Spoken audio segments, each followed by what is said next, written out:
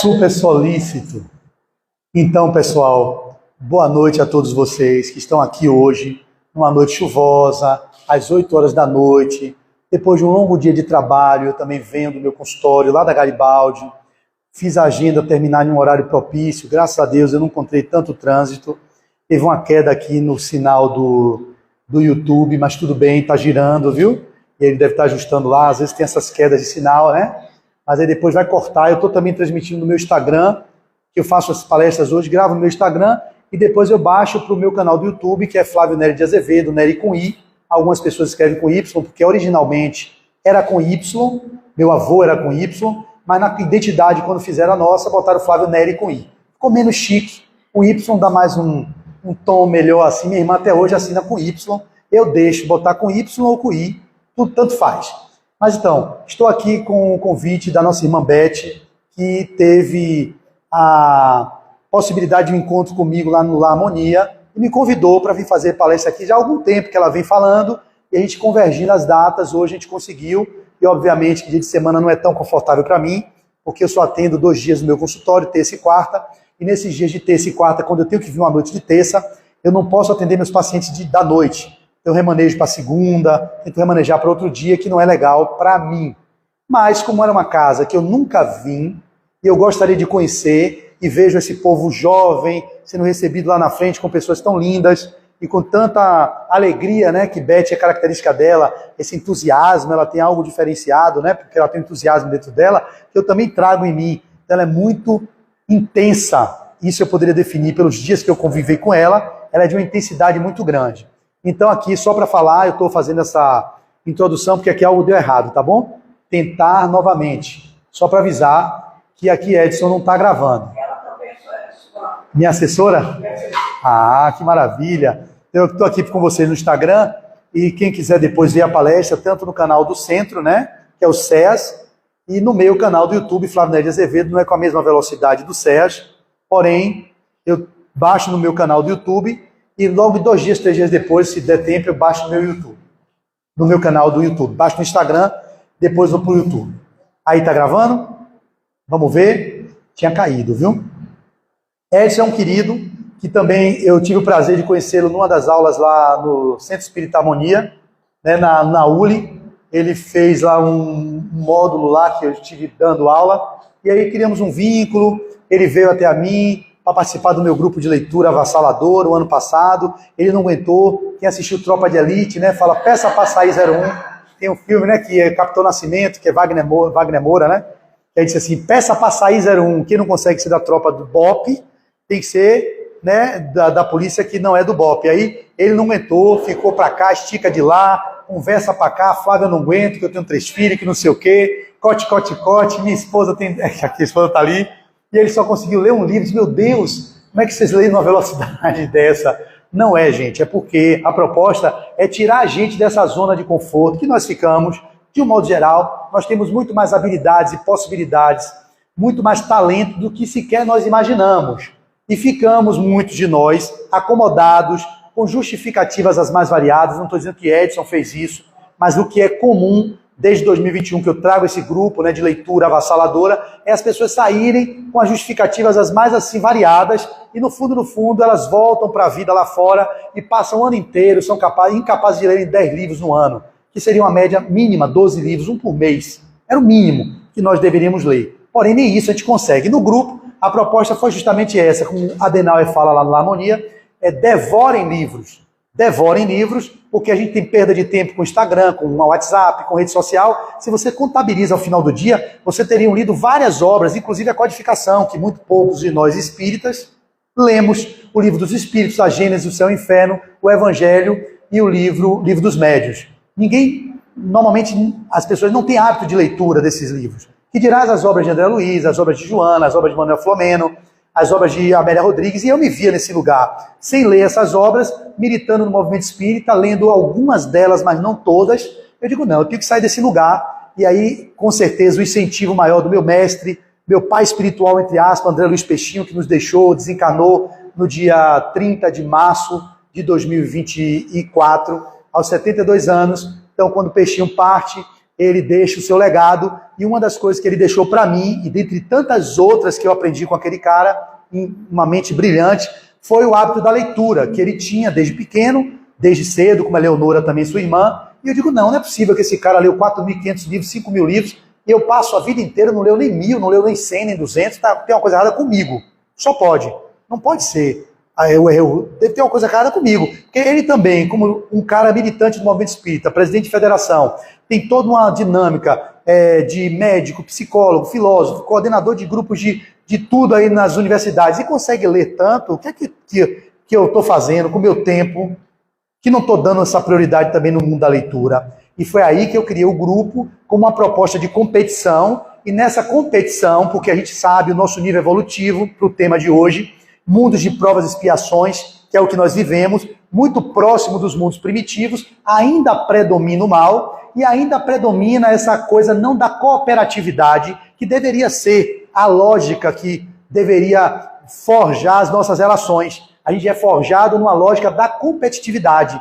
Então eu pensei, como usar a competitividade para um lado positivo na vida, já que a gente caminha para uma educação inclusiva, que seja cooperativa, de um outro lugar de exigências dos alunos uns superarem os outros, gerando violência, às vezes burlas, pescas, porque o modelo que está aí é esse. E é óbvio, a gente está transitando para o mundo de regeneração, essa viagem para o mundo de regeneração passa por mudanças de modelos de abordagem. E, obviamente, que o modelo de abordagem na saúde, o modelo de abordagem na educação, o modelo de abordagem na política, o modelo de abordagem nas artes, eles vão se modificando com esse processo que vai se dando ao longo de séculos, mas que ele se dará, queiramos ou não. Então, nessa lógica, fazendo ponte com o tema e falando sobre a temática da leitura, que eu acho fundamental, porque não há desenvolvimento moral sem desenvolvimento intelectual. Não há como desenvolvermos moralmente sem o desenvolvimento intelectual. Peixinho, até nas últimas palestras lá na Federação Espírita, onde eu estou desde 2000, são 24 anos que eu estou lá, toda segunda-feira, com a Eleonora Peixinho e André Luiz Peixinho. Esse ano voltei feliz da vida, porque ele estava ausente do presencial, fazendo só remoto por causa da pandemia. E quando ele voltou, eu perguntando a Eleonora, ele volta quando? Meu mestre volta quando? Para eu fazer trocas com ele sobre os livros, que muitos dos que eu coloquei no grupo de leitura foram dicas dele ao longo desses 23 anos, 24 anos de convivência, nas palestras, nos chamados Encontros com a Sabedoria Universal. Toda segunda-feira, 24 anos eu estou lá, desde o ano 2000, 1999, 2000. E aí esse ano ele volta. Quando ele voltou, eu voltei junto, e aí já sentei com ele assim, Peixinho, me fala aqui sobre os livros que eu estou lendo. Aí mostrei o Scooby, que é um aplicativo onde eu boto os livros que eu leio. Ele, leu bastante, né? Eu digo, li bastante, mas eu queria saber essa obra aqui. O que você acha dessa? Eu queria discutir com você, porque são livros que nem todo mundo lê, e a gente colocou para ler. Ele, essa daqui tem isso assim, assado, assim. Eu estava louco para poder ter essa troca com um cara que é um gênio, e que é complexo na análise. E ele fala numa das exposições dele, lá na Federação Espírita, que até podemos viver sem informação, mas a informação não garante a informação, ou seja, o conhecimento intelectual, os conteúdos que a gente vai adquirir através das leituras, ele não garante a evolução moral. Mas sem a informação, eu lembro como hoje, não há como evoluir moralmente. Ah, Flávio, está na codificação. O crescimento intelectual antecede o crescimento moral. Mas nós vimos no cenário nacional e internacional muitas pessoas com grau de desenvolvimento intelectual elevado, porém, verdadeiros ratos no que diz respeito ao desenvolvimento moral. Não é isso? Mas vocês vão ver pessoas com desenvolvimento moral elevado, haja vista Manduce, Chico Xavier, mas de um conhecimento intelectual pífio. Como é que pode, Flávio? A gente explica, porque a gente acredita na reencarnação. A reencarnação é um instrumento educativo que nos faz espíritas com uma consciência de olhar a realidade por um outro paradigma, por um outro prisma. Então, quando a gente vê um Chico que está do jeito que foi, primário, se eu não me engano, Divaldo, segundo grau, e Manduce, talvez segundo grau, e uma elevação moral do nível deles, uma Madre Teresa de Calcutá, meu Deus, como é que esse povo então evoluiu moralmente? E se a gente não viu nessa existência o avanço intelectual, mas ele se deu ao longo de vidas sucessivas, nesse grande périplo, nessa grande viagem do átomo ao arcanjo, que um dia o arcanjo já foi átomo. Na nossa condição de desenvolvimento antropossócio psicológico, somos criados simples e ignorantes. Simples em termos de complexidade e ignorantes porque somos inscientes. Peixinho nem usava ignorante, ele usava inscientes. Ou seja, não temos ciência do que é a realidade. Então, simples e ignorantes, e seremos fadados à nossa bem-aventurança, à plenitude, ao alcançar, que é chamado o espírito que se tornou um dia puro, mas que um dia foi átomo.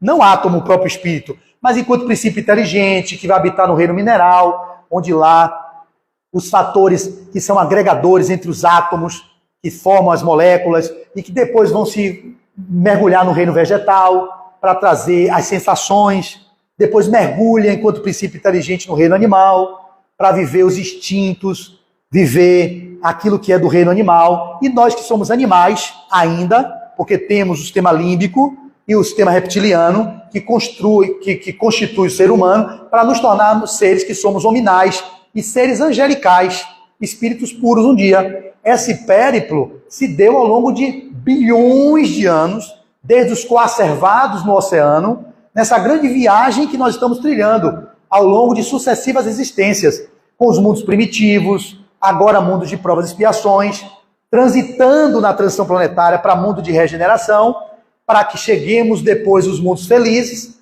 e assim os mundos celestiais, que é o nosso fanal, ou o nosso objetivo final, ou a nossa determinação final de existir. Vai ser essa, queira você ou não, queira Edson ou não. Ele pode até caminhar para cá, escapulir para lá, mas vai ter que caminhar. Eu também vou ter que, não tem jeito, vou chegar. Mas a gente pode escolher isso quando a gente se torna consciente, ou seja, entramos na era da razão. Foram milhões de anos para a gente adquirir a racionalidade que forjou o ser humano ao longo de miscelâneas, talvez, através de miscigenações espirituais, que cabe falar aqui, onde, lá no início do nosso período, que era tido como mundo primitivo, a Terra já foi mundo primitivo um dia, obviamente, hoje ela é prova de expiações, mas a gente tem vários intercâmbios entre os planos sucessivos da existência, mas também entre o mundo material em planetas que são habitados em outros graus de evolução. Olha que coisa linda, eu adoro falar desse tema, e foi no ano de 2010, se eu não me engano, quando foi postado esse livro, Transição Planetária, que virou um best-seller de Manuel Flamengo Miranda, e ali falando sobre aquilo que aconteceu no Oceano Índico, o que estava por trás daquelas tsunamis que dizimaram em torno de 300 mil pessoas, se eu não estou enganado, mas aquilo era mais uma catástrofe, era mais um flagelo destruidor que está lá na codificação, nos flagelos destruidores, né, na lei de destruição, porque por trás da destruição também tem uma ordem. No caos há uma ordem. O universo parece caótico, mas para o Criador de tudo que é, a consciência suprema, a inteligência primária, a inteligência primeira, Deus, tem uma ordem no caos, que a gente acha que, pô, como é que pode um coacervado tornar essa condição de ser humano com 300, não sei quantos bilhões de células que habitam o nosso corpo? Como é que pode, de uma nebulosa do Sol, ser retirado um fragmento para se criar a Terra, com magma terreno, com todas as estruturas, e que Jesus já lá estava como um grande orientador, com outros espíritos puros, fazendo com que o planeta Terra surgisse. E aí os cientistas vão dizer que o Big Bang, que é a origem do universo. Não, a gente já sabe hoje que o Big Bang, para acontecer do jeito que aconteceu, existiram forças que precisavam se cooptar ou se chocar para fazer a grande explosão, para gerar o que diz a ciência materialista, o universo ou a estrutura que temos hoje. Mas o que tinha antes disso? A gente vai conseguir entender? Não. Nossa mente relativa não pode compreender a mente absoluta que é Deus. Como é que pode uma ameba, que está em meu intestino, devo ter algumas amebas aqui, uma giardia, ou uma Strongyloides stercolaris, sei lá, um parasita, uma verme, como é que ela vai compreender, Flávio? É como se ela fosse o Deus dela, um grande amebão. Para ela, quem é o Deus dela? Uma grande ameba, maior do que ela, com pseudópodos, Aí ela vai dizer, pô, esse é Deus. Assim a gente viveu por muito tempo, acreditando que Deus era um grande homem, barbudo, sentado no trono, julgando e condenando todos nós, filhos dele. Mas a gente vai evoluindo em consciência e vamos com a capacidade de compreender a realidade, mas mesmo assim muito longínquo de compreender a consciência primeira. O que é Deus? Eu não sei o que é. Tanto que Kardec perguntou, quem é Deus? Não quem é. Quem é? Quem é Deus? E a gente vive aqui fruto desse grande ser, ou dessa grande potência criativa que gerou toda a vida. E aí a gente vai transitando. Lá na transição planetária, como eu dizia, houve o tsunami do Oceano Índico, que gerou ondas gigantes, dizimou a população, mas a troco de quê? Deus, ele vai criar e destruir? Na visão hinduísta tem Shiva, e o Deus que cria, o Deus que destrói. Deus da destruição e Deus da criação. Shiva e Shakti, se eu não me engano. Mas o que Deus faz? Se tem um propósito, para ele, a vida é um segundo. Um segundo na existência, na eternidade. Para a gente, é muito. Dizimou não sei quantos milhões de pessoas, milhares de pessoas. E a gente vai vendo que esse movimento não termina nunca e está tendo um maior recrudescimento. Cada vez que passa, há um recrudescimento, um aumento das guerras pipocando no mundo, a guerra da Ucrânia, a guerra do Congo, a guerra na faixa de Gaza, agora o Irã que bombardeou Israel. Olha o caldeirão que a gente está vivendo de iminência de uma terceira grande guerra mundial. Obviamente que a gente não pode pensar que isso não possa acontecer. Pode. Para Deus, ele deu livre-arbítrio. Ele não interfere nas escolhas que fazemos. Você é livre para semear o que quiser. Eu quero semear, quero plantar pimenta, plante pimenta. Eu quero semear abacate, semeie abacate. Eu quero semear destruição, morte, semeie. Ele não vai interferir não, tá ok. Tá tudo certo. Mas você vai ter que colher o que você semeou. Quando o tempo dirá. Pode ser na própria existência, na realidade que se encontra, ou em outras existências. E aí quando vocês encontram pessoas sofrendo, se queixando, meu Deus, a vida é um inferno para mim, talvez esteja semeando as pimentas que plantou. Talvez esteja semeando os machiches, os quiabos, vai depender do que ela planta, do que ela semeou. A semeadura é livre, mas a colheita é obrigatória. E não é coercitiva no sentido de punitiva. Não. A gente não tem essa visão da reencarnação como punição. É um processo educativo pedagógico. Então o mundo de provas e expiações é um mundo em que predomina o mal. Está lá no capítulo 3º, no capítulo 3º do Evangelho segundo o Espiritismo. Pluralidade dos mundos habitados. E lá tem mundos primitivos, mundos de provas e expiações, onde tem o quê? Predomina o mal, é um sítio malsão ou uma escola, onde a gente passa aqui para aprender, mas tem um predomínio do mal. E aí, Flávio, o que é que acontece nessa viagem? Nós estamos viajando para a regeneração planetária, porque a Terra, queiramos ou não, se regenerará.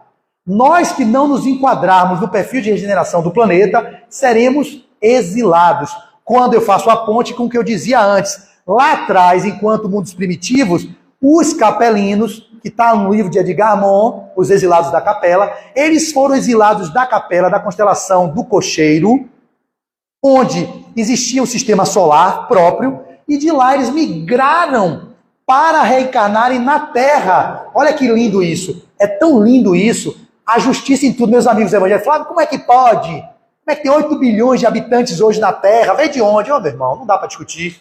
Se você só acredita que a vida está na Terra, óbvio que essa matemática nunca vai fechar. Nunca vai fechar. Como assim? Não tem como, pelo seu paradigma, eu explicar. Existe vida em outros planetas. Existe vida no mundo espiritual. Existe um monte de espíritos que estavam lá na década de 40, no nosso lar, no umbral, lotado de espírito. Porque lá tínhamos 2 bilhões de habitantes. Em 1940, salvo engano, tínhamos 2 bilhões de habitantes na Terra. Hoje nós temos 40, 50, 60, 70, 80, 90, 2000, 2010, 2020. 80 anos depois, temos 8 bilhões. Cresceu quantas vezes mais? 4 vezes mais. 8 bilhões de encarnados. Segundo Emmanuel, a população de desencarnado é em torno de 3 vezes a de encarnados. São 32 bilhões, ou 24 bilhões de seres ocupando o orbe terreno, com consciências que estão perversamente querendo destruir a evolução do planeta, outras demandando o progresso civilizatório, intuindo e inspirando as pessoas para que vão para o mais, E outros que estão neutros, que não sabem o que faz. O que eu estou fazendo aqui? Desencarnou, não faz nenhum mal, nenhum bem. Está ali, perdido. Nem sabia que ele era espírito que podia viver depois da morte do corpo físico. Olha que complexidade é a vida. Meu Deus, é tão bom. Gratidão, Beth, por me convidar para falar de um tema tão gostoso, que é um tema que faz parte da minha vida. Já falei muito, como eu disse, sobre esse tema, e eu nem estudei tanto, porque eu sinto que já está em mim. É como se já fui. Ela falou, calma, você vai dar conta. Ela falou, eu digo, Beth, como é que você larga a galinha pulando em minha mão? Ela joga assim, a viagem para o mundo de regeneração. Eu digo, Beth, tirou de onde? Não, é viagem, é mundo de regeneração, quem está passando, você vai falar sobre a viagem, quem está tendo. Eu digo, o quê, Beth? Me dê uma fonte. Às vezes os centros espíritas me dão os temas, eu normalmente peço a fonte. Para quê? A fonte que me deu, eu vou e mergulho, leio. E aí eu extrapolo para as outras literaturas. Como é como Beth, intuitiva e inspirada, fale sobre isso aí, a viagem. Você vai dar conta, Satanás, demônio. Aí eu digo, Aí eu vou lá e falo pro Beth. Fiquei insistindo, foi? Mande um vídeo de alguém, Beth, que falou para ver como é a casa, o nível da população. É uma população que tem um nível de entendimento razoável da doutrina, estou vendo que tem, pelo que eu percebo aqui. Mas tem pessoas que são muito humildes. Não é porque o humilde não tem condições de compreender. Eu tenho que falar numa linguagem acessível a eles. Eu fiz uma palestra no centro espírita aqui, a CEABEM, eram os velhinhos que estavam lá hospedados no CEABEM ouvindo minha palestra, com algumas outras pessoas. Então eu tive que adequar para um público como vocês e os velhinhos, alguns lá no fundo, assim, já não ouvindo direito. Meu filho, isso aqui é católicos, alguns protestantes. Eu digo, que linguagem eu vou usar aqui num ambiente tão heterogêneo como esse? Então eu tenho que me preparar. Não, fique tranquilo, lá é tranquilo, pode ficar de boa. Então ela jogou a galinha pulando, né, Beth? E é isso aí, né? Jogou para cima de mim. E eu adorei, porque ela estava intuída. Ela falou porque ela sabia, você vai dar conta. Fique tranquilo. E falar sobre isso, então, me traz a imagem dos exilados para dizer, quando os capelinos migraram para a Terra, aqui era mundo de, talvez, nessa transição, que a gente já era de provas e expiações, só que muitos deles foram na época dos homens de Neandertal. Aqueles homens de Neandertal, que vocês podem ler o livro que eu li também de Ionari, que é o livro que ele fala lá sobre, já esqueci, é tanto livro que a gente esquece os títulos, você sabe qual é? A história da humanidade, né? E ele fala sobre as épocas geológicas, onde tiveram mas uma visão materialista. Materialista, não é a visão da gente que consegue conceber que não se perde aqueles fósseis que a ciência tenta encontrar, onde foi que transitou do Homo erectus para o Homo sapiens. O Homo de Neandertal migrou lá da África para a Europa, a Eurásia. Onde foi que teve esses cruzamentos? Ele vai falar do genoma, que ainda tem no Homo sapiens talvez um percentual do Homo de Neandertal. E aí começa esse processo, e a gente que é espírita sabe, não é que é melhor do que os outros, mas estuda a ciência espírita, que fala de onde a gente veio, o que a gente está fazendo aqui, para onde a gente vai. A filosofia, né, que dá essa explicação, a ciência com a mediunidade, o livro dos médios, e a ética e a moral, que é o evangelho do Cristo, trazido numa linguagem de que ninguém diverge, que é a moral cristã, que é as bem-aventuranças do Sermão da Montanha, que é a base do evangelho, né, que a gente tem segundo o Espiritismo. Então, quando aqueles espíritos migraram aqui, eles vieram promover o progresso daqueles seres que eram os homens de Neandertal, que ainda não tinha bem formado o seu córtex, estava desenvolvendo o límbico hipotalâmico, que é onde estão as emoções, onde nós trazemos o cérebro chamado do mamífero, que tem no cachorro também. Por isso que o cachorro, o macaco, tem raiva, tem medo, tem tristeza, cachorro tem alegria, tem. Cachorro tem essas emoções igual a gente, humano. São as emoções básicas, comuns ao cachorro, ao macaco, a gente. Isso é um processo do sistema desenvolvido, que é esse cérebro chamado cérebro do mamífero. E aí o que é que acontece quando esses espíritos migram? Eles vão fazer uma grande viagem dos mundos lá dos capelinos, que estavam regenerando, parece também na regeneração, e não podia ficar, digamos, esses capetas que estão, essas verdadeiras ratazanas, que a gente encontra na política, que a gente encontra na ciência, que a gente encontra na pedagogia, que a gente encontra em tudo que é lugar. Eles fizeram o quê? Ó, gente, você não dá para ficar aqui não, satanases. Vocês vão reencarnar no Brasil não, vão reencarnar lá na Terra, um planeta que está se formando, que é um planetinha lá, um planeta que está se formando lá, e que a gente precisa de pessoas como vocês que vão ser verdadeiro paraíso. Lá não tem mais humano não, tem pessoas se tornando humanas, mas lá tudo é uma lei que funciona na base do tapa, porque tapa para lá e não tem botox, não tem depilação a laser, é todo mundo peludão, e aquele negócio bem primário lá, vocês vão se bater lá, que vai tomar tapa, você não resolve no diálogo não, lá no tapão. Então, como pessoas embrutecidas dentro delas vão encontrar aqueles seres que estão caminhando dos mundos primitivos, Eles são verdadeiros missionários, porque eles vão ensinar a salgar a comida, eles vão ensinar como faz a roda, eles vão ter o insight de como faz o fogo. Aí começa a ter uma civilização que começa a desenvolver o neocórtex, que é essa camada, terceiro degrau do cérebro reptiliano, segundo andar é o semalímbico hipotalâmico, e o terceiro é o córtex, que é o que dá a razão, a racionalidade. Quem fez isso? Os espíritos capelinos virados no demônio, satanases, corruptos, vagabundos, transgressores, pedófilos, que já se desenvolveram intelectualmente muito lá em Capela, mas já tinha que regenerar, como a Terra vai se regenerar, queiramos ou não. Mas aqui não cabe mais rebanho, vocês vão ser exilados. Aí diz que é os anjos decaídos, que o pessoal vai interpretar como sendo Lúcifer, que brigou com Deus, muita história da carochinha, e que não tem essa informação que a gente consegue destrinchar a linguagem alegórica do Velho Testamento, do Novo Testamento, para traduzir numa linguagem que seja racional. E aí eles vão migrando, formando um novo perispírito, que a gente não vai falar sobre isso, que a gente não tem tempo, que é muita coisa, detalhe, mas esse perispírito novo vai moldando um cérebro novo, um encéfalo novo, que vai gerando a camada da razão. E aí surge o Homo sapiens sapiens, que muitos de nós somos, alguns de nós, homos demes demes. São verdadeiras demências ambulantes, verdadeiras bestas ambulantes pelo planeta. Haja visto o que está acontecendo no cenário mundial, em pleno século XXI, pessoas matando outras pessoas. Olha que negócio primitivo. Matando, jogando bomba. Bum! E aí se diverte com isso, é como se fosse uma coisa perversa. Esses são espíritos que também serão exilados. Nós outros, que estamos nos regenerando, enquanto valores morais, enquanto olhar para aquilo que ainda são as nossas inabilidades e criando novas habilidades para nos tornarmos compatíveis com o planeta de regeneração, vamos ficar por aqui, mas os outros não. E aí vai ter a abertura do umbral, vocês não entendem, o umbral lá está vazio, bem vazio, porque em 1940, você viu como era o livro Nosso Lar? Vocês leram a série de novelas toda? Então, a gente leu todo o ano passado, eu reli. E esse ano eu reli a de Joana de Anjos toda, pela segunda vez, para poder estudar um deles. O Ser Consciente eu estou estudando, lá na FEB com a Leonora, há um ano. O pessoal não entende. Fala para aquele tanto ler, para poder ter contato com a literatura, para criar novas sinapses cerebrais, para não perder tempo perdendo coisa, divagando com coisa. A leitura ajuda a você prevenção de Alzheimer, gera novos circuitos neuronais. Tem várias vantagens da leitura, isso é óbvio. E além disso, é um conteúdo que está em algum arquivo em mim.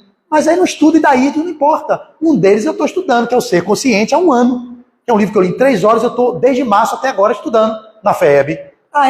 Você escolhe um, Nosso Lar, ou No Mundo Maior, e vai estudar. Mas nem por isso você vai deixar de ler os 13 livros da série de André Luiz, ou os 16 de Joana de Ângeles, porque você leu e não ficou nada, não absorvi nada. Comecei com Jesus de Atualidade, terminei com Psicologia da Gratidão, mas não lembro, eu acabei de ler Psicologia da Gratidão semana passada. Já ficou muita coisa que eu esqueci. Já esqueci. Estou lendo hoje O Poder do Subconsciente, de Geoffrey Murphy, que é um cara que fala sobre o poder do subconsciente. Um livro bem antigo, um best-seller. Já outra informação chegando, e daí? Aí eu escolho, eu vou ler, estudar esse ou aquele.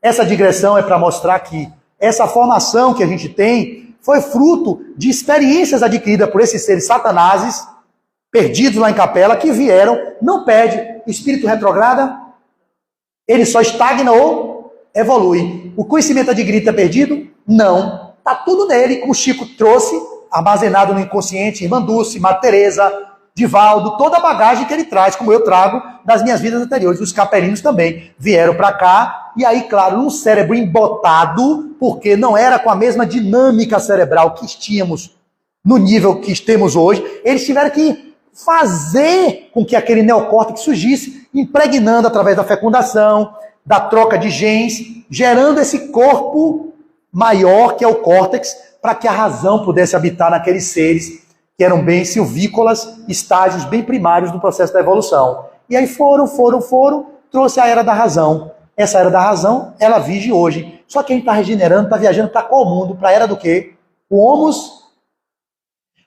de Neandertal, Homo erectus, Homo sapiens sapiens, alguns vocês já viram que são demens, são dementes. E aí está caminhando para os homos o quê? O homos intuitivos, o homos virtualis, né? Do trabalho das tecnologias. A gente está caminhando para homos intuitivos. Uma nova camada está surgindo nesse cérebro que sempre evolui para comportar os espíritos que estamos nós, que vamos e voltamos, tá certo? Vamos e voltamos para o mundo espiritual e para aqui, para o mundo material, para forjar um novo ser, a nova raça. E aí a gente lembra daqui do livro A Gênese, que é o último capítulo, que vai falar são chegados os tempos, os sinais dos tempos e a geração nova. São esses espíritos que estão reencarnando, que foi bem citado no livro Transição Planetária, quando falaram que os espíritos de Alcíone, da constelação das Pleiades, a gente veio da constelação do Cocheiro, que era os capelinos, lá muitos bilhões, não sei quantos anos atrás, não tenho nem noção dessa contabilidade aí, mas muito tempo atrás, que habitaram aqui. E agora, Flávio, a transição planetária está se dando. Já se dá, alguns autores dizem, desde a época que foi codificada a doutrina, em 1857, com o Livro dos Espíritos, mas ela vem se dando, e estamos agora no ápice dela. Vocês nunca viram tudo, tem tudo. Salvador, se você procurar, tem tudo aqui. Tem pedófilo? Tem. Tem tráfico de menor? Tem. Tem estupro? Tem. Tem assassinato? Tem. Se você for ao Rio de Janeiro, tem. São Paulo tem. Não há lugar no Brasil e no mundo que você não encontre tudo que a gente tem dito aí no cenário externo, aqui também tem. Esses seres estão tendo chance de voltar. Eles foram, abriram as comportas do inferno. É como se fosse uma linguagem metafórica. Olha, rebanho, eu vou abrir as portas do umbral. Vocês vão encarnar em massa. Olhe bem, 1940 tinha uma população de 2 bilhões. Vai encarnar todo mundo. Até 8h50, né? Ah, é? Eu tenho até 8h40, né? Até 8h40. Até 8h45. Ótimo, então. Não, mas eu vou fazer dentro do tempo para não ficar cansando vocês. E ficar com gostinho de quero mais. Então, esses seres que vieram de lá, estão aqui, saindo das comportas dos infernos, alguns do próprio umbral. Umbral, você entende, lugar de passagem, né? É uma linguagem metafórica, mas que a gente não vai localizar. É o estado de consciência que os espíritos se encontram e eles vão migrando e tendo chance de encarnar. Vão encarnando, porque precisa Deus, como é bom, justo, onipresente, onisciente. E ele não vai fazer nenhuma distinção entre um filho e outro. Eu vou dar mais uma chance. Volta, Flávio. Volta, Beth. Volta, fulano. E mostra que vocês estão compatíveis com o novo mundo regenerado que vai surgir. Porque a Terra, independentemente de suas escolhas, ela se regenerará. Ela já não se regenerou antes, porque a gente ainda não regenerou nossos corações. Mas espíritos estão vindo para ajudar nesse progresso. Então abriu as comportas dos infernos, encarnou um monte de godo, visigodo, astrogodos, hunos, aquele povo bárbaro, primitivo, que pegava clave, pá, na cabeça. Libera esse povo. Tá aí, agora, vivendo conosco. Você vê aí, pessoas jogando vaso sanitário no outro, no estádio de futebol, pegando barra de ferro e dando porrada. Isso é uma coisa primitiva demais. Então são esses seres que estão tendo chance de voltar para dizer, olha, eu estou sintonizando agora com a regeneração. Ah, mas não, você é um Satanás, você vai morrer. E não tem como você ficar aí não, Satanás. Você voltou para se melhorar, você está pior, está igual. Que diabo é isso? Aí Deus espera ele partir. Partiu, Satanazinho, pronto, venha. Demônio, não tem mais tempo de retornar aqui não. Deus, e aí você exclui? Não. Você vai encarnar num mundo bem legal, primitivo. É legal, você é missionário lá, você é um missionário. Deus. Você já evoluiu, você sabe mexer no WhatsApp, você sabe mexer em e-mail. Lá não tem nada disso. Vai ser um inferno para você, mas é uma forma de você evoluir. Mesmo. Você vai ser um missionário. É só a gente dando tapa. Lá você resolve no tapa. Do jeito que você está aí, jogando vaso sanitário nos outros, dando porrada, você vai encarnar lá com esses homens silvícolas, esses homens primitivos, que resolve assim, ó, porrada, você vai ficar cheio de pelo, se você vê a mulher, você não tem como se depilar, vai viver isso. Mesmo. E aí vou aprender. Ninguém aguenta ficar do jeito que já evoluiu, em termos intelectuais, mas não moral, passar por um perrengue desse, não ter ar-condicionado, um calor retado, cheio de pelo, você deitar para dormir com aquela baba, você já viveu esse corpo aqui, que não tem pelo no corpo todo, calor retado, e você, meu Deus, cadê o ar? Aí vem aquelas lembranças, os sonhos, meu Deus, eu sonho com o paraíso, eu vivia no paraíso, não sabia, eu entrava no metrô, me deslocava, eu entrava de avião, ia para uma cidade para outra, aqui eu tenho que andar nessa selva, um monte de mosquito, não tem protetor, não tem aquele negócio filó para me proteger, que diabo é isso? E você tome mosquito desse tamanho, aí ele vai dizer, meu Deus do céu, que vida é essa que eu tô... Para que eu fui meter barra de ferro nos outros, jogar vaso sanitário na cabeça de ninguém? E a gente vai se percebendo que eles estão sendo exilados daqui do planeta, não vão ficar mais aqui, vão para planetas compatíveis com esse grau de brutalidade deles, e ao mesmo tempo a benevolência divina, para ir terminando, permite que espíritos do nível de um mundo que já se regenerou, provavelmente eu não sei que estágio está Alcione, mas o que ela diz aqui são entidades que reencarnam em famílias as mais distintas, na favela, em famílias que têm pessoas ricas, em lugares que são de cultura indígena, em todos os lugares. Esses espíritos mergulham de novo no ergástulo carnal, nesse escafandro ou nesse estojo de cartilagens e ossos, como missionários do amor, para fazer com que mostre que o cruzamento dessas espécies traga as possibilidades evolutivas desses seres que já avançaram na intuição, que já volitam, que já dominam um pouco mais as leis da física, como Jesus dominou aqui na Terra, mandava andar sobre as águas, multiplicava o pão, porque Jesus fazia isso, porque ele dominava as leis. E é óbvio, quanto mais a gente evolui, mais domínio a gente vai ter sobre as leis da natureza. Então esses seres vão se comunicar assim, eu estou aqui, aí eu já digo que eu quero a água, aí já entra lá meu amigo, entrando Edson com a água, Flávio, como é que você sabe? Pensamento. Na força do pensamento, ele já entra, Flávio, vem aqui, me liga o ar-condicionado, Flávio, liguei porque eu senti que você pediu isso. É esse nível. A gente não vai precisar ficar tão enrijecido nesses 5 sentidos. É a intuição que vem se revelando, é as inspirações que se dão com uma forma muito mais frequente, os espíritos sopram o nosso ouvido e te ouvem, a mediunidade a serviço da vida, a naturalização da mediunidade no cotidiano. Você está aqui, tem alguém que quer contribuir, eu digo ok, eu dou uma passagem, alguém que estudou esse assunto melhor do que eu. Aí imagine, eu estou aqui viajando, eu abro um espaço aqui, não precisa aquele negócio, aquela celeuma, tem que estar na sala mediúnica, tem que ser tudo certinho. Não, a mediunidade é serviço da vida, naturalizada. Eu estou aqui, aí de repente chega uma entidade aqui, eu vejo que eu estou desenvolvendo a evidência, digamos, quer contribuir, irmão, venha. Aí eu deixo aquele um pouquinho no meu corpo, e ele fala assim, olha, ele falou isso assim, mas no auxílio, dá a contribuição dele, a memória ele sai, sem nenhum fenômeno que vocês ficam, eu digo, foi gente, esse colega aqui falou sobre isso, achou o quê? Legal essa contribuição, esse intercâmbio o tempo todo. A gente vai viver isso no mundo regenerado, mas para que isso aconteça, é preciso que nós outros olhemos para dentro, encontrando aquilo que é a chaga da humanidade, que está lá no Livro dos Espíritos, questão 913, qual é a origem de todos os males?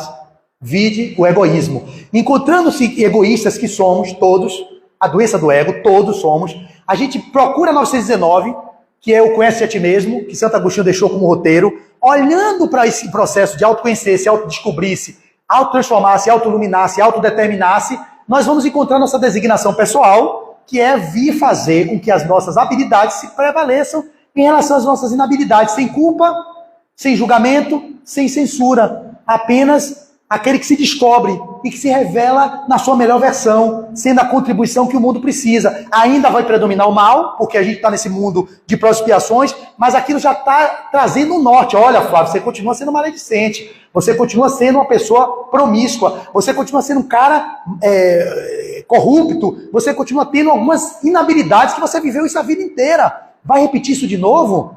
Quer ser exilado, irmão? Ou você quer gozar da bem-aventurança de viver na Terra? Eu digo, não, eu quero ficar aqui, eu amo esse planeta, então vamos fazer coisas mais compatíveis, não recalcando, não reprimindo, não escondendo, não negando, não dizendo que já estou bonzinho, porque quem é bonzinho não é bom. Bonzinho é máscara do ego. Bonzinho é ego expressado, bom é o self. Quando você é bonzinho, você quer ser aceito, você quer ser amado, você quer ser visto, você precisa do tapinha nas costas. Esses são os bonzinhos, estamos cheios de bonzinhos. Mas de pessoas boas, somos poucos. Vi de escala espírita que só tem 1 grau de espírito puro, na de perfeito tem 10. A gente é bem atrapalhado, zombeteiro, batedor, é um monte de gente atrapalhada. Então a gente está caminhando para ir organizando esse psiquismo, para a gente começar a olhar para dentro da gente e dizer assim, olha, eu não sou esse bonzinho todo. Não é porque eu não sou bonzinho que eu vou ficar ali destratando, você vai falar comigo aqui, não quero ser você. Não, isso é falta de educação. Isso já não é questão de você querer dizer que você se conhece e pode se expressar do jeito que você é, porque eu sou assim mesmo, eu falo alto, eu atropelo as pessoas mesmo no caminho, alguém está falando, eu falo em cima da pessoa. Não, você é deselegante. Isso é uma falta de educação. É diferente de você se conhecer, saber, poxa, eu estou aqui com vontade de dar um cascudo nesse menino. Digamos, o menino está aqui perturbando meu juízo. Tem em mim, às vezes, vontade de dar um cascudo. Mas o verdadeiro espírita não é aquele que não erra, é aquele que se esforça para domar as más inclinações. Eu reconheço a má inclinação vindo, que é a vontade de dar um cascudo no meu passado. Meu passado. Eu cortava a cabecinha, rodava, porque foi primitivo. Cabeça rodou, vai menino, sai do meu caminho. Hoje não. Eu domo a minha má inclinação. Vem à vontade, Satanás, você está me perturbando, Satanás. Sai daqui, tio, vai irmão, vai, irmãozinho. Tio, não, vá. já vai, eu estou domando a minha má inclinação, que o desejo é dar um cascudo no menino, ou um pitoque na testa, ou uma peba nele. Aí eu vou dominando a minha má inclinação para não deixar ficar sem vício dos instintos primitivos. Isso não significa que eu estou bom, eu estou me transformando no encontro com a sombra, olhando para as minhas más inclinações e dizendo assim, ó, eu integro você no homem novo que está surgindo, sem negar e sem reprimir e sem dizer para ela, você não é isso. Não, eu estou assim, mas eu sou centelha divina e fadado a essa viagem para a regeneração planetária, onde viveremos um refrigério, onde teremos no mundo regenerado um processo de convalescença. Como é que você fica convalescente? Flávio, vamos lá aprontar ali com aquele... Não, meu irmão, eu tolero. Imagina você sai de uma cirurgia, você sai convalescendo depois de um período no hospital, não é? Você está num hospital, escola, num presídio, você sai meio abetado. Aí você está no mundo regenerado, você ainda tem o mal em você.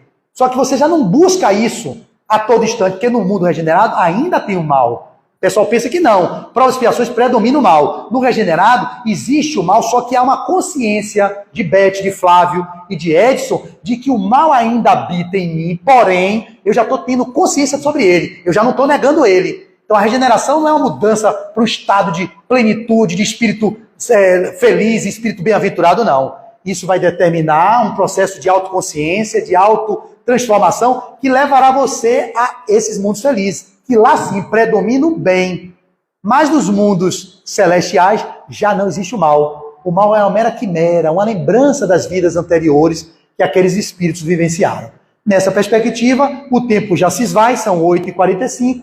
Eu vou finalizando, deixando para vocês uma fala de esperança. Nós estamos passando por um momento muito difícil, mas não é agora. Porque a gente fala isso desde que eu estou no Espiritismo, 27 anos, eu ouço, estamos passando por um momento difícil. Para a gente, 27 anos não é nada. Esses momentos estão acontecendo há alguns séculos.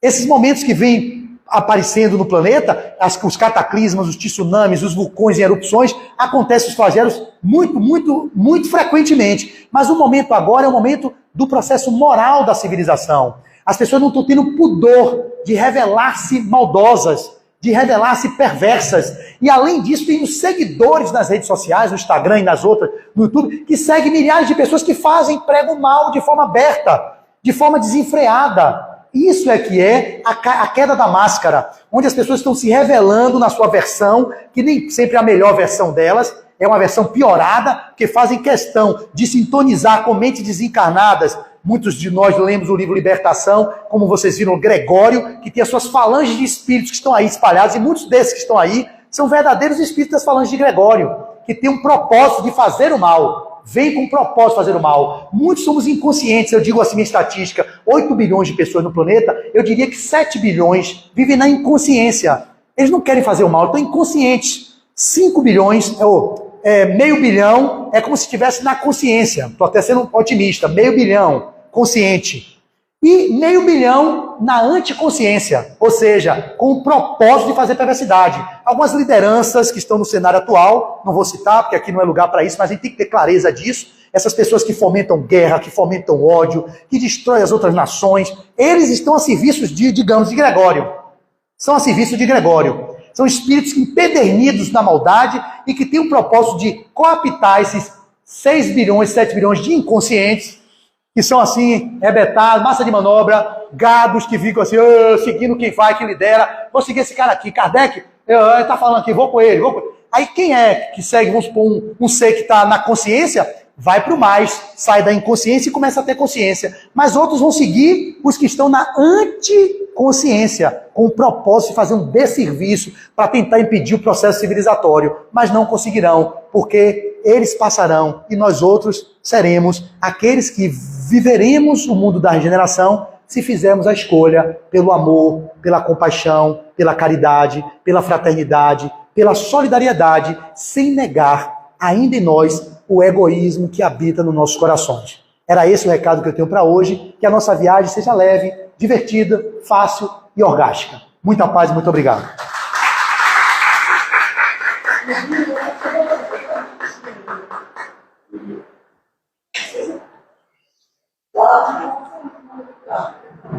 Não, é o seguinte, ontem nós assistimos na Semana Espírita do Lar Humilde, Foi de Djalma Rolo, né? Pragmatismo. Pragmatismo espiritual. Isso tem a ver, essa evolução desse novo homem, pragmatismo, você leu o livro? Pois é, esse livro eu não li, de Adenauer ainda. Eu também Não li. Eu li O Voo do Espírito, Viver como Espírito e Pragmatismo. Eu já comprei, está no plástico, mas eu não li. Eu não li. Como eu não li, eu não posso falar da obra, porque eu não tenho informação sobre o que está lá. Mas, obviamente, pelo que eu conheço do pensamento de Adenauer, pelos livros que eu já li dele, vários, ele tem uma visão pragmatista da vida. Quando ele fala na ULI sobre Olha, a ULI, que coisa importante. Eu nunca vivi uma falta de luz no centro, mas voltou, em nome de Jesus. Olha que coisa boa.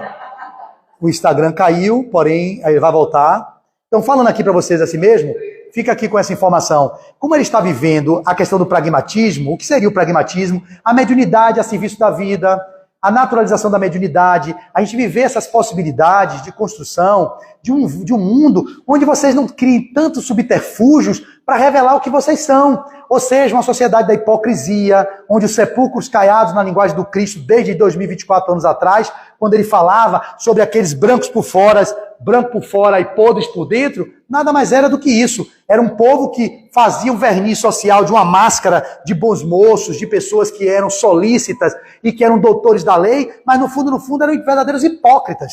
Então o pragmatismo, no meu ponto de vista, não sobre a obra dele, mas do entendimento do que eu tenho sobre como Adenauer pensa, é sair dessa coisa de ficar vivendo as relações, querendo forjar um personagem que vocês ainda não alcançaram, gastando uma energia imensa para sustentar uma máscara de representação daquilo que você não está ainda, porque você é centelha divina, mas a gente fica fazendo a máscara daquele que é solícito no centro, puxa a cadeira para todo mundo, e na primeira entrada no carro, bota para fora aquele leão, aquele lobo que está preso dentro de você, jogando, soltando os cachorros nos meninos, atropelando pessoas no trânsito, dando fechado em todo mundo. Então é melhor serem vocês, saberem que vocês não estão lá, mas vocês estão no processo de buscar estarem lá. E o que é que garante isso? O esforço que vocês estão fazendo para domar as más inclinações. Não está dizendo Kardec que você não tem má inclinação, está embutido lá dentro. O esforço que faz para domar as más inclinações significa que a gente tem más inclinações. O correto não é você negar as más inclinações, o correto não é você reprimir as más inclinações, é você olhar e falar: Flávio, quantas mais inclinações, que calor, como eu gostaria que tivesse um ar-condicionado nesse centro, que tivesse aqui em cima de mim me refrigerando. Isso está em minha vontade, eu vou ficar: não, tá tranquilo, eu tô suando aqui, que casa maravilhosa, é maravilhosa a casa, mas um ar-condicionado ninguém merece. Imagine reencarnar numa região umbralina daquela lá, cheia de pelo, e sem ter um ar-condicionado seria bem pior. Então, ser você não precisa ser deselegante. É você mostrar o que você está insatisfeito. Olha, não está agradável para mim esse prato de comida. O pessoal tem uma mania de ser sempre protetor. Não, Flávio, a pessoa, mas não está tão saboroso no meu paladar. Deixa eu ser eu. Dizem que eu sou sincericídio, né? Que é super sincero. Tem coisas que não são necessárias serem ditas. E eu reconheço que tem coisas que não precisam serem ditas. Mas tem coisas que, quando eu não digo, me machucam. Se elas me violentam, por que não dizê-las? Já que eu não vou mexer com a vida do outro. Já que eu não vou prejudicar o outro. Então, para terminar, que essa luz está caindo e voltando, a gente está vivendo essa experiência aqui, eu fico com essa resposta aí até aqui, acho que é o suficiente para vocês, né? Está no escuro. Tem mais alguma pergunta? Normalmente aqui tem pergunta? Não? É? Mas hoje ela resolveu fazer, não foi para perturbar meu juízo, né? Beth.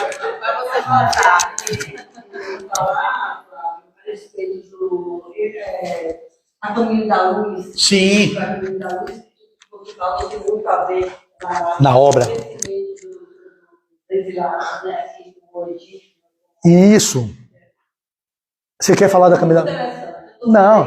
Eu já li 3 vezes a Caminho da Luz. Ali tem todos os ciclos da civilização, dos hindus, do europeu, dos americanos do norte, todos nós que temos um propósito, né?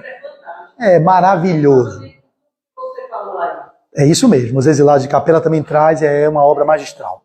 Então, Edson, leia, você tem tempo para ler, mesmo com 3 filhos.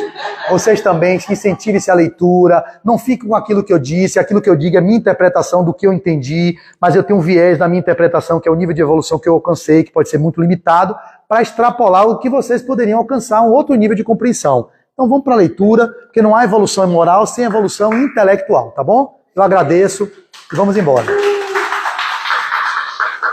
Obrigado. Poxa, deu até para gravar aqui. Estarei aqui se Deus permitir. Encerrar o vídeo.